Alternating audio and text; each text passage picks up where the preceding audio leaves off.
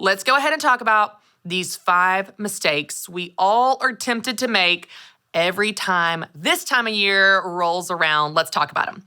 Mistake number 1, you know it and I know it, overscheduling. Oh, you're so excited. All the calendars are coming your way. We've got the school calendar. We've got the social calendar. We've got the soccer calendar, basketball, violin. Oh, yes, I will do this. And yes, I'll do that. And I'll be here and I'll show up there and I can do it all. And I know you are bright-eyed and bushy-tailed right now. You are rested possibly from the summer. And let's be honest, you're probably ready for your kids to be out of the house and back in some programming. But because you're so enthusiastic and maybe so ready for them to be out of your house, you sign them up for everything.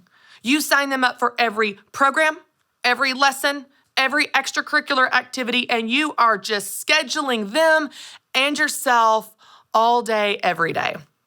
I know it seems like a good idea right now. But in about 3 to 4 weeks, when you are living in this cram-packed schedule that you created, by the way, you're going to regret it. You're going to be exhausted keeping up with these commitments. You're going to be rushed and running ragged, and you're going to be resentful that you, August you, made all those decisions.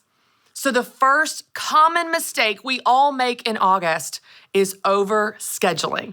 I want you to avoid this mistake. Avoid the temptation to say yes to every single thing, and instead pick just a few things. Pick just the right things, the best things, the things that you love that are going to be good for you and your kids and your family and your life this fall. Imagine October you. What does October you still want to be doing 2 months from now? Pick those things and only those things to avoid the temptation to overschedule. The second common mistake that many people make this time of year is not writing down your schedule. So regardless of what goes on your schedule, you need to write it down. You need a system for being where you need to be and doing what you need to do and what you want to do. I was in a coaching session just yesterday with my Academy members. We were talking about time management. We were talking about life balance. Obviously, this is a big topic for me right now with being in the middle of book pre-sale season for my book, Take Back Your Time. But I was amazed when I was talking to them about having a system for their schedule and their calendar, how many of them didn't have one? They didn't have one. Not at all. Not like, oh, I don't use the calendar on my phone. I use a paper planner. I use a sticky note, dry erase. No, some of them didn't have a system at all. Here's the thing. I don't care what you use. I don't care if it's on your phone, if it's on paper, if it's on a sticky note, if it's on a dry erase calendar, on your refrigerator. You just need a place to write down the things that you want to do. Now, you may think of a calendar or a schedule as being legalistic, kind of like a budget, like it's no fun. It's for boring people that just like a lot of rules. Here's the thing. This is a tool that helps you do what you say you want to do. You get to set it. You get to fill it with whatever you want to and keep off of it anything you don't want to do. But you need to write it down. It needs to be a system that you are able to not only use for yourself, but share with your family. I'll give you an example. One of the things that I do as a part of my overall time management system is I have a dry erase calendar on my refrigerator. I got it off of Amazon. It's just a really basic magnet. But then I bought wet erase markers. Yes, I said wet erase because kids just walk by, just smudge off that dry erase. They sure do, then all your hard work's gone. Okay, just go ahead and trust me on this one. Think back to 7th grade math class with an overhead projector, wet erase, okay? Wet erase markers on a calendar, on the fridge that everyone can see. So today, for example, when I'm going to get my creamer for my coffee, I see today at school is water day for my son Conley, which means I need to send a swimsuit and sunscreen and beach towel. Had I not had that in a very visual place for me, my husband, my kids, our nanny Becca, we would have easily forgotten that today was water day. So what is this for you?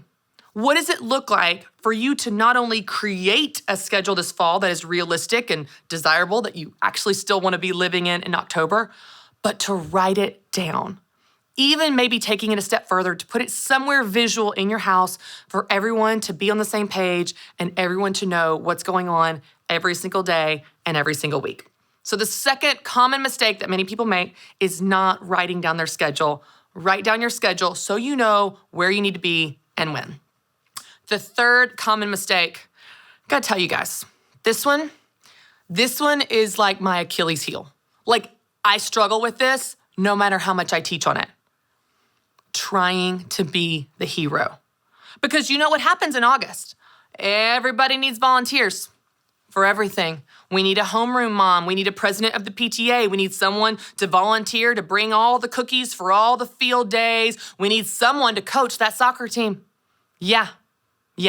And they're gonna ask you. They're gonna beg you. They're gonna give you their saddest story. Oh, but we need you. No one can do it like you can. You're the best cookie bringer. And something in you is going to a little bit come alive at being needed. They need me. I'm so special. They need me. Yes, I will be homeroom mom. Yes, I will be president of the PTA. Yes, I will coach the soccer team even though I'm 6 months pregnant. Yes, I will bring the cookies. Yes. No. Resist the urge to be the hero.